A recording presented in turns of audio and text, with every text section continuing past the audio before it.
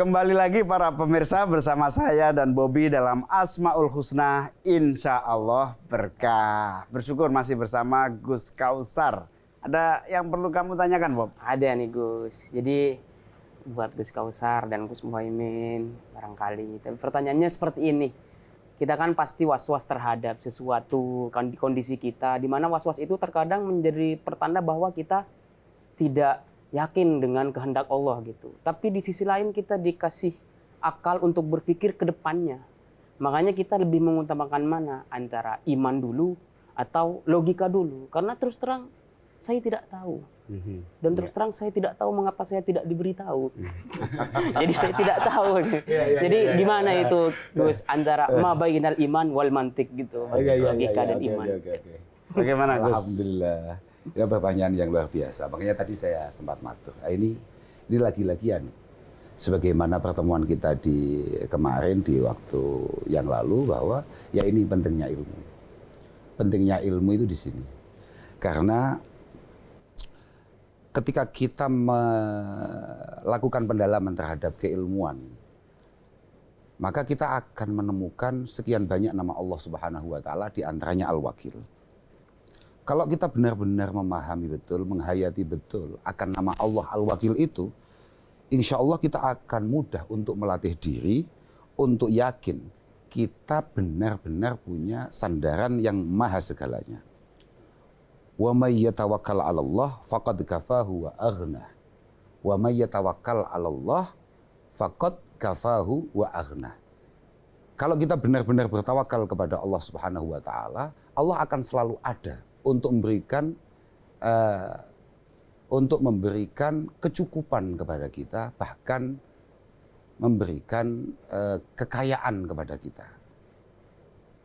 Kafahu wa aghna. Tapi jangan disalahartikan ya. Bahasa kafahu itu ayyasrifa sya'nal kainat binidhamin wafiq wa hikmatin balighah. Artinya Allah mengatur segala sesuatunya dengan perincian yang sangat detail dan yang pasti penuh hikmah. Kita tidak pernah membayangkan bahwa, mohon maaf, sekelas Gus Muhaimin ini dulu mulai beliau tumbuh, mulai beliau sekolah dasar misalnya, sampai detik ini mungkin beliau tidak pernah membayangkan beliau akan ada di titik ini.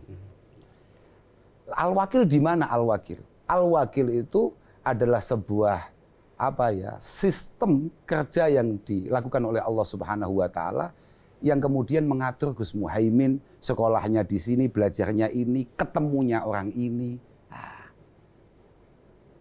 komunikasinya ini, yang sering menjadi pembahasan ini, ngopinya di mana, dengan siapa, yang pada akhirnya membawa Gus Muhaimin berada di situasi hari ini.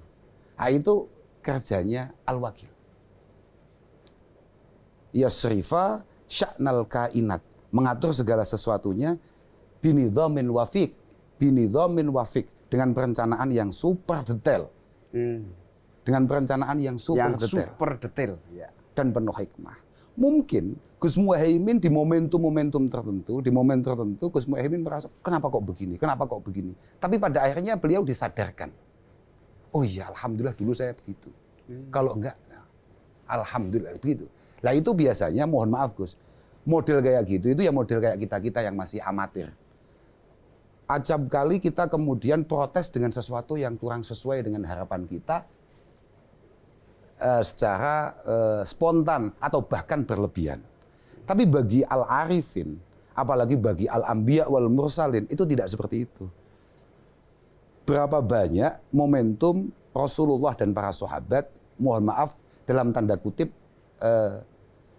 tidak sesuai harapan. Misalnya, ketika perang Uhud misalnya, tapi ada hikmah yang luar biasa di sana.